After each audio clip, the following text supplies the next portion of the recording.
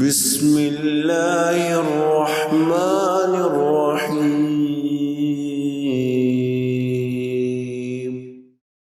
وہیب رحمۃ اللہ علیہ فرماتے ہیں کہ عبداللہ ابن عمر رضی اللہ تعالیٰ عنہما نے اپنا ایک اونٹ بیچ دیا۔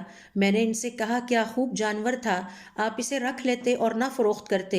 وہ کہنے لگے چونکہ یہ میرا پسندیدہ ترین اونٹ تھا، میں نے محسوس کیا کہ آہستہ آہستہ یہ میرے دل میں گھر کرنے لگا ہے، لہٰذا میں نے اسے فروخت کر دیا کیونکہ میں نہیں چاہتا میرا دل اس دنیا کی کسی چیز میں لگے۔ فضیل ابن عیاض رحمۃ اللہ علیہ فرماتے ہیں دو خصلتیں دل کو سخت کرتی ہیں، زیادہ کھانا اور زیادہ بولنا۔ یحییٰ ابن معاذ رحمۃ اللہ علیہ فرماتے ہیں دل کی دوا اور علاج 5 عمل ہیں: قرآن کریم میں غور و فکر کرنا، پیٹ کا خالی ہونا، قیام اللیل، سحری کے وقت اللہ رب العزت کے سامنے گڑ گڑانا، صالحین کی صحبت اختیار کرنا۔